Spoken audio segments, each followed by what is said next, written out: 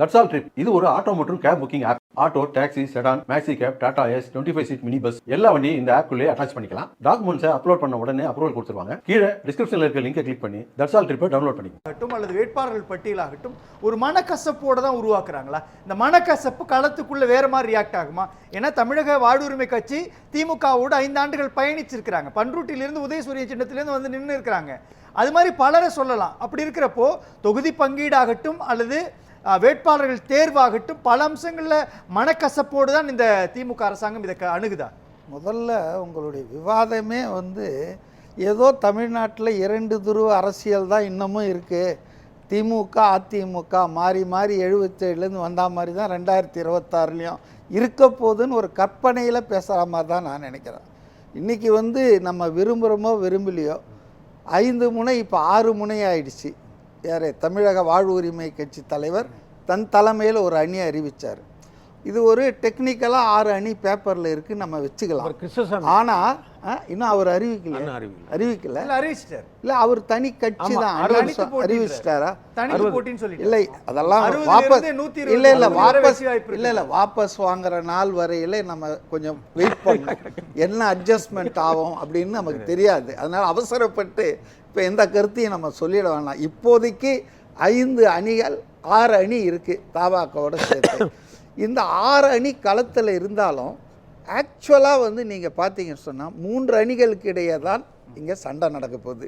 நீங்கள் அதில் ஒரு அணியை விட்டுட்டு 2 அணி வேட்பாளர்கள் பட்டியலை பற்றி பேசிகிட்டு இருக்கீங்க. இதுவே ப்ரீமெச்சூர்.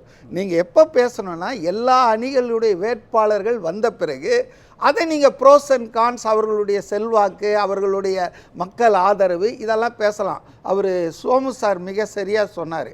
வேட்பாளரும் சின்னம்லாம் ஒரு 5% 10% கூட கிடையாதுங்க. அவ்வளோதான். இந்த ஆட்சியின் மீது மக்களுக்கு என்ன கருத்து இருக்கிறது? ஆதரிக்கிறார்களா, எதிர்க்கிறார்களா, நம்பிக்கை பெறுகிறார்களா, நம்பிக்கை இழந்திருக்கிறார்களா? அப்போ இந்த ஆட்சியினுடைய பர்ஃபார்மன்ஸை பற்றி தான் மக்கள் கணக்கு போட போகிறாங்க. நீங்கள் ஆள் யாராக இருந்தாலும் காமராஜரை சீனிவாசன் தோக்கடித்த பிறகு தான் அவர் யாருன்னே எல்லாருக்கும் தெரியும். அதனால திமுக அதிமுகவை தோற்கடிக்கக்கூடிய இங்க ஃபைட் டியூவலா இல்லைங்க. நீங்க முதல்ல இந்த நரேட்டிவே நான் ஒத்துக்கல. புரியுது எனக்கு. இப்போதைக்கு இருக்கக்கூடிய சூழல்ல இவர்கள் 2 பேரும் தானே தொடர்ச்சியான பிரச்சாரத்தை முன்வைக்கிறாங்க. நாம் தமிழர் கட்சி ஒரு தொடர்ச்சியான தினமும் பிரச்சாரம் வைக்கிறாங்க. நாம் தமிழர் கட்சி தாங்க 365 நாளும் பிரச்சாரம் பண்ணிட்டு இருக்கு. அப்ப அதுதான் வரப்போகுதுன்னு சொல்ல முடியுமா? இல்ல சார், இல்ல சார், தேர்தலுக்கான ஃபீவர் வந்துச்சு இல்லைங்க சார். இல்ல தேர்தலுக்கான ஜுரம் வந்ததுல இருந்து கொஞ்சம் அனுமதி. இல்ல புரிஞ்சிச்சு எனக்கு. நீங்க 3 முனை போட்டின்றீங்க, 5 முனை போட்டி இருக்கட்டும். தினமும் நடக்கக்கூடிய பிரச்சாரத்துல எத்தனை கட்சிகள் களத்துக்கு போறாங்க சொல்லுங்களேன் சார். நீங்க தேர்தல் வெற்றி என்பது களத்துல நீங்க டைரக்ட் டெய்லி இருந்தாலும் கிடைக்க போறதில்ல. மக்கள் அதாங்க, மக்கள் ஆட்சியாளர், அரசு ஆட்சியில் இருக்கிற அந்த அரசினுடைய போதாமை அல்லது அதனுடைய செயல் திறமை இதெல்லாம் தான் பார்ப்பாங்களே தவிர டெய்லி இவங்க களத்தில் இருந்தாங்களா? அண்ணாமலை அரசியல் பாருங்க, அண்ணாமலை அரசியல் பண்ணார பாஜக தலைவரா. அப்போ எடப்பாடியினுடைய ஆளுமையே கேள்விக்கு உரியாச்சு. எதிர்கட்சி தலைவர் யாரு கேள்வி ரொம்ப எளிமையான. இன்னைக்கு என்ன அண்ணாமலை கேள்வி ரொம்ப எளிமையானது. நீங்க மக்கள் மனசுல இடம் பிடிக்கணும்னா மக்களுடைய எல்லா தேவைகளுக்கும் அவங்கள்ட்ட போய் நிக்கணும். எதிர்க்கட்சி தலைவர் எடப்பாடி பழனிசாமி எல்லா போராட்டங்களுக்கும் போய் நிக்கிறாரு. முதலமைச்சர் ஸ்டாலின் எல்லா போராட்டங்களுக்கும் போய் நிக்கிறாருன்னு வச்சுக்கோங்களேன். வேற யார் நின்னது? நாம் தமிழர் கட்சியினுடைய சீமான் போய் நிக்கிறாரு. வேற யார் தமிழ்நாட்டினுடைய அரசியல் களத்துல போய் மக்களுடைய நீங்க சொல்ற இந்த சிம்பிளிபிகேஷனை நான் ஒத்துக்கல. யதார்த்தம் இல்லைங்க. அதாவது மக்கள் முன்னால போயின்னா ஏன் எடப்பாடி பழனிசாமி தோத்துக்கிட்டே இருக்கார் 10 எலெக்ஷன்ல? ஏன் நாம் தமிழர் கட்சி 16 வருஷமா ஒரு எம்எல்ஏ ஜெயிக்க முடியல? திமுகன்னு தான் ஒரு அரசியல் கட்டமைக்கப்பட்டிருக்குது. ஏறக்குறைய ஒரு 50 ஆண்டுகளுக்கு மேலாக இவங்க 2 பேருடைய ஆட்சி இந்த தேர்தல்ல மாறப்போகுது. எந்த புள்ளியில மாத்தலன்னு கேக்குறேன். ஏன்னா 30 வருஷம் மக்கள் பார்த்து சலிப்படைஞ்சிட்டாங்க. அதாவது என்னை பொறுத்தவரையில ஒரு மாற்றம் வரப்போகுதுன்றது எனக்கு தெரியுது. ஆனா நீங்க இல்ல இந்த விவாதம் கேள்வி சார், இல்ல சார், நீங்க இந்த விவாதம் நடத்தும்போது மதிவாணன் சார் மாற்றம் வேண்டும்னு தான் விஜயகாந்த் வராரு, மாற்றம் வேண்டும்னு தான் விஜய் வராரு, மாற்றம் வேண்டும் தான் கமலஹாசன் வந்தாரு, மாற்றம் வேண்டும்னு வரலாற்றுல எத்தனையோ பேர் வந்துட்டு போயிட்டாங்க. ஆனால் மாற்றம் நடக்கலன்னா மக்களோட போய் நிக்கணும்ல. இப்படி யார் நிக்கிறதுங்க சொல்லுங்களேன்? ஏங்க மக்களோட நிக்கணும்னா என்ன, புயல் வெள்ளம் வரும்போது போய் பக்கம் நிக்கணுமா?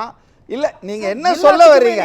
அதாவது நீங்க வந்துங்க தாவேகா கட்சியோ அல்ல திமுக கட்சியோ தலைவர்களால் மட்டும் இல்ல, அங்கங்க கிராமத்தில் இருக்கிறவங்க நகரத்தில் இருக்கிறவங்க அங்கங்க செல்வாக்கோட இருக்கிறாங்க, மக்கள் பணியாற்றுறாங்க. நீங்க என்ன நினைக்கிறீங்கன்னா சீமான் மாதிரி டெய்லி எல்லாம் ஏதாவது ஒரு ஊர்ல போய் மீட்டிங் போட்டாதான் அவங்க களத்துல இருக்கிறாங்க, மக்களோட இருக்காங்க. சீமானுக்குள்ளே நான் வரல சார், நான் எந்த அரசியல் கட்சியினுடைய தலைவர்கள் பேரை கூட சுட்டி காட்டல. சொன்னீங்களா பிரதானமாக பழனிசாமி இருக்கிறாரு. ஆமா சார், நான் சொல்றேன் இப்போ நிக்கிறாரு சார், சட்டமன்றத்திலையும் மக்கள் மன்றத்திலையும் எதிர்க்கட்சி தலைவராக பேசிட்டு இருக்காரு. வந்து ஸ்மால் ஃபேக்டர்ங்க. இந்த அரசாங்கம் இருக்கணுமா வேணாமா அதான் நினைக்க போறாங்க சார். நான் வெளிப்படையா கேக்குறேன் சார், நான் வெளிப்படையா கேக்குறேன், விஜய் எத்தனை மக்கள் போராட்டங்களை களத்துக்கு வந்து போராட்டத்தை முன்னெடுத்திருக்கிறார்? இல்ல அவர் வந்து அரசியல் ஆரம்பிச்ச 2 வருஷம் தானங்க ஆச்சு. அப்புறம் எப்படி சார் அவரால் ஆட்சி மாற்றத்தை கொண்டு வர முடியும்? இல்ல அவர் ஆட்சி மாற்றத்தை கொண்டு வருவார்னு சொல்லி ஏதாவது ஒரு கீ நோட் இருக்கணும்ல. இல்ல 2 துருவ அரசியல் முடிவுக்கு வர போகுதுன்னு தான் சொன்னேன். அது யார் செய்வான்னு கேக்குறேன். நீங்க சீமான ஒத்துக்க மாட்டேன்றீங்க, சீமான ஒத்துக்க மாட்டேன்றீங்கன்னா அடுத்து யாரு? மக்கள் தீர்ப்ப பாருங்க காத்திருந்து. நீங்க இல்ல மக்கள் போராட்டங்களுக்கு முன்னணி விவாதம் வந்து அதிமுக திமுக அரசியலை மட்டும்தான் மையமா வச்சு பேசுறவர நீங்க அவங்க தான் சார் எதிர்க்கட்சி ஆளுங்கட்சியா இருக்கிறாங்க. நான் ஒரே ஒரு கேள்விங்க சார், திமுகவும் அதிமுகவும் வர முடியாது, இருதுருவ அரசியல் நடக்காதுன்னு சொல்லிட்டீங்க, அப்ப மூன்றாவது யார் வருவா? நாம் தமிழர் கட்சி வருமா? இல்ல தாவேகாதாங்க மூன்றாவது இடத்துக்கு வர போறது. விஜய் எத்தனை போராட்டம் சார் வந்திருக்காரு? இது குவாலிஃபிகேஷன் இல்லைங்க சார், நீங்க உங்களுடைய பார்வைக்கு வந்துறல சார். ஆளுகிற ஆட்சி மேல இருக்கக்கூடிய கோபம், அதன் மேல இருக்கக்கூடிய கரை கலங்கம் குற்றங்கள், மூன்றாவது கட்சின்னு சொன்னங்க. அதான் கேட்டேன். முதலிடத்துக்கு வரோம், மதியம் புரியுது சார். முதலிடத்துக்கு வரணும்னா நீங்க இதுக்கு முன்னாடி ஆட்சி செய்த இபிஎஸ் நம்பல, அப்படியெல்லாம் ஒண்ணும் ஃபார்முலா இல்லைங்க. முதலிடத்துக்கு வரணும்னு நம்பல, அப்படிலாம் ஒண்ணும் ஃபார்முலா இல்ல. மக்கள் மாற்றம் வேணும்னு முடிவு பண்ணாங்க. ஏன் சார் அதுக்கு அவர் தேவை? சரி, எம்ஜிஆர் நடத்தினாரு சார், அதுக்கே சார் விஜய் தேவை. எத்தனை போராட்டம் நடத்தினாரு சார்? அதுக்கே சார் விஜய் தேவை. எத்தனை போராட்டங்கள் நடத்தினாங்க சார்? ஆட்சியில இருக்கிறவங்க மேல அதிருப்தி வந்தா நிச்சயமாக மாற்றம் வருங்க. அதுக்கு வந்து இவன் எத்தனை போராட்டம் நடத்தினா இதெல்லாம் கேள்வியே வராது. பொன்னில்சன் சார் எம்ஜிஆர் என்னோட வழிகாட்டின்னு சொல்லிட்டு இருக்கிறார் அவரு. இவர் எம்ஜிஆர் எத்தனை போராட்டம் நடத்தினாருங்க? அவருடைய வழியில தான் இவர் போறாரு சார். ஒரே நிமிஷம், சரியா தான சொல்றேன். எம்ஜிஆர் வழிகாட்டினா ஒரே நிமிஷம், எம்ஜிஆர் வந்து எத்தனை போராட்டம் கலந்துக்கினாரு, ஒரே நிமிஷம், எத்தனை ஜெயிலுக்கு போயிருக்காரு. அதாவது இது அதனால தான் மக்கள் செல்வாக்கு வரும்னு சொல்றதால நான் இல்ல. ஒரு நிமிஷம், எம்ஜிஆர் கூட வந்து ஒப்பிடுறதை விட அறியாமை முட்டாள்தனம் எதுவும் கிடையாது. எம்ஜிஆர் ஜெயிலுக்கு போயிருக்காரு, எத்தனை பேருக்கு தெரியும்? இந்திய எதிர்ப்புல தெரியுமா? அவர் அங்க போய் அவருக்கு ஃபர்ஸ்ட் கிளாஸ் கொடுத்தப்ப அவர் செகண்ட் கிளாஸ் தரையில படிச்சாரு. உலகம் அது மட்டும் இல்ல, சினிமாவுக்கு முன்னாடில இருந்த போராட்டத்தை நீங்க எசக பசகல்லாம் இல்ல. அதாவது விஜய்க்கு சப்போர்ட்டா பேசுறதுனால நீங்க வந்து விஜய் மாதிரியே பேசக்கூடாது. இவ்வளவு மூத்தவரா இருக்கீங்க, எவ்வளவு அறிவாளியா இருக்கணும். இல்ல இல்ல இல்ல, எம்ஜிஆர் போராடி அறிவாளியா நினைச்சிட்டு பேசுறாரு. எம்ஜிஆர் தெரியாம பேசுறீங்க. எப்படி நீங்க பேசுறீங்க? விஜய் சப்போர்ட் பண்றேன்னா இந்த கட்சியில தப்பு. வரையில ஆட்சியில இருந்தது இல்ல தப்பு. இந்த ரெண்டு கட்சிகளும் அது மட்டும் இல்ல, இருந்து ஊழல் பண்ணி விஜய் வந்து இவரு எம்ஜிஆர் வந்து எம்எல்சியா இருந்தாரு, எம்எல்ஏ இருந்தாரு, அப்போ இன்னொரு புது தலைவரா இருந்தாரு. எனக்கு அதுலயும் நான் கேள்வி எம்ஜிஆர் இருக்கிற தைரியத்துல கூட கிடையாது. இபிஎஸ் வேண்டாம், ஸ்டாலின் வேண்டாம், அல்லது சீமான் வேண்டாம், அல்லது வந்து மற்ற இருக்கிறாங்க அவங்க எல்லாம் வேண்டாம்னா அங்க விஜய் தான் வேண்டும்னா அதுக்கு ஒரு அளவுகோல் வேண்டும்ல சார்? ஆமா, அந்த அளவுகோல் எது சார்? ஏங்க அவர் வந்து ஒரு பெரிய வருமானத்தை விட்டுட்டு பொது வாழ்க்கைக்கு வந்திருக்காருங்க சார். அது அளவுகோல் சார்? அளவுகோல் ஆமாங்க. மற்றவெல்லாம் வந்து கமல்ஹாசன் வந்தார், இப்போ என்ன பண்ணிட்டாரு? ரஜினிகாந்த் வருவான் 20 வருஷம் சொல்லி ஏன் வரல? இதெல்லாம் அளவுகோல் இல்லையா? வருமானத்தை ஒரு ஆள் விட்டுட்டு வர்றதுக்கும் வருமானத்தை சம்பாதிக்கிறதுக்கு அரசியலுக்கு வர்றவங்களுக்கும் வித்தியாசம் இருக்குங்க. சரிங்க சார், ஒரே ஒரு கேள்விங்க சார். 2 வாரத்துக்கு முன்னாடி விஜய் மகாராஷ்டிராவுக்கு போனாரு, செய்தி வந்துச்சு. எதுக்கு போனாரு? அரசியலுக்கு. அவருடைய குடும்பத்துல நண்பர் ஒருவருடைய வளைகாப்பு. எத்தனை முறை மாவட்ட செயலாளர்கள் தாவேகாவுடைய நிர்வாகிகளுடைய கல்யாணத்துக்கு போயிருக்காரு, சுகதுக்கங்களுக்கு போயிருக்காரு, அல்ல தமிழ்நாட்டினுடைய எந்த பிரச்சனைக்காக வெளியில வந்திருக்காரு? இதெல்லாம் தனிப்பட்ட விஷயம். தனிப்பட்ட இல்ல சார், இல்ல மக்கள் மன்றத்துக்கு வந்துட்டா பொது பிரச்சனை சார். இது பொது பிரச்சனை இல்ல, இது பொது பிரச்சனை சார். சார், என்னுடைய காயங்களுக்கு மருந்து போடலன்னா, என் துயரத்தில் நீ பக்கத்துல நிக்கலன்னா நான் ஏன் சார் உங்களை நம்பணுன்ற பார்வை இருக்குங்க? மு.க. ஸ்டாலின் திமுகல இருக்கிற அத்தனை பேருடைய நிர்வாகிகள் கல்யாணத்துக்கு போயிட்டு இருக்காரா?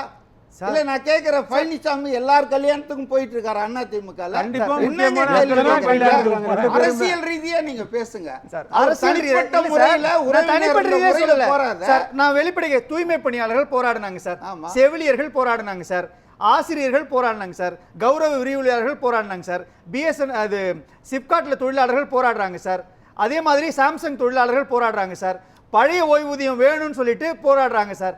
இந்த 7 போராட்டங்கள்ல எத்தனை போராட்டங்களுக்கு விஜய் வெளியில வந்து நின்னார்? சரி, பழனிசாமி எத்தனை போராட்டங்களுக்கு போனாரு? எல்லா போராட்டங்களும் வந்து நின்னுக்காரு சார். எத்தனை எல்லா போராட்டங்கள் அவர் போய் போராட்டங்களும் நின்னாரு? நின்னுக்காரு. அறிக்கை விடுறது இல்ல. சார், வெளியில வந்து நின்னுக்காரு சார். போராட்டங்கள் அவர் நின்னாரு. சார், எத்தனை எல்லா போராட்டங்களும் ஊர்களுக்கு வெளியில போய் வந்து நின்னுக்காரு. போராட்டம் ஏங்க அவங்க இல்ல, இல்ல. கட்சி ஆதரிச்சிருக்கோம், அவர் நின்னாரா? இப்ப இவரு நிக்கல அவர் நிக்கிறேன்றார்ல, அதனால இவரும் நிக்கலன்றாரு. அப்புறம் எப்படி மாற்றம்? அதாவது அதனால இவரும் நிக்கலன்றாரு. இவரு எப்படி அப்ப மாற்றத்தை உண்டு பண்ணுவாரு? அதாவது அவருடைய இல்லங்க, கட்சி மத்தவங்க எல்லாம் விழுதுக்கு போறாங்க, இவரு போகாம ஆதரவு இருக்கிறதா அர்ஜுனால இருந்து மற்ற எல்லா தலைவர்களும் போய் ஆதரவு கொடுத்திருக்காங்க. நீங்க இண்டிவிஜுவலா ஒரு ஆள் விஜய், ஏங்க விஜய் வந்து வெளியே வந்தா பல சிக்கல் இருக்கு. இப்ப பாருங்க, நாளைக்கு பெரம்பூர்ல அவருக்கு நோ அப்ஜெக்ஷன் கொடுக்கல போலீஸ், கேட்டா கூட்டம் வருமா? கூட்டம் எல்லாருக்கும் தான் வரும். ஒழுங்கு செய்ய மாட்டேன்றாங்கன்றாங்க சார். இதே அதெல்லாம் கூட தானே சார் அதுக்கு தாங்க EPS க்கு போலீஸ் வருது, இருக்கு. ஸ்டாலினுக்கு இல்ல, வருது, அதுக்கு தான் சீமானுக்கு வருது. போலீஸ் இருக்கு, அதுக்கு தான் நிர்வாகம் இருக்கு. நீங்க ஒரு ஆளுக்கு நிறைய கூட்டம் வருதுன்னா எங்களால கட்டுப்படுத்த முடியாது, உங்களுக்கு அனுமதி இல்லைன்றது. பேசலாம். அதுவும் ஃப்ரீ அண்ட் ஃபேர் எலெக்ஷன்ல எல்லாருக்கும் பேசலாம். ஆப்பர்ச்சுனிட்டி பேசலாம் கொடுக்கணும். சார், பேசலாம். இதெல்லாம் ஜனங்க பார்த்துட்டு இருக்காங்க. அதனால வந்து மாற்றம் நிச்சயமாக வருங்க. பேச மதியம் சரியான தீர்ப்பாக தான் நான் பார்க்குறேன். ஆனால் இது முழுமையான தீர்ப்பு இல்லை. ஏன்னா நீங்கள் திமுக இன்னும் வேட்பாளர்களை அறிவிக்கலை. நாம் தமிழர் கட்சியின் வேட்பாளர்கள் 234 தொகுதியிலையும் அறிவித்து 1 மாதத்துக்கு மேலாச்சு. நீங்கள் அவங்கள கம்பேருக்கே கொண்டு வரல, என்ன காரணம் தெரியாது. தாவேக்கா இன்னும் அறிவிக்கவே இல்லை. இப்படி முழுமை பெறாத இருக்கும்போது ஏதோ ஒரு சும்மா அவசரப்பட்டு உள்நோக்கத்தோடு ஒரு போல் நடத்தியிருக்கீங்க. பட் தீர்ப்பை பொறுத்தவரையில் பொதுவாக இப்படி தான் வரும். ஆனால் இதை வந்து இன்னும் கொஞ்ச நாள் கழிச்சு எல்லா கட்சிகளும் வேட்பாளர்களை அறிவித்த பிறகு நடத்தியிருந்தால் சிறப்பான ரிசல்ட்.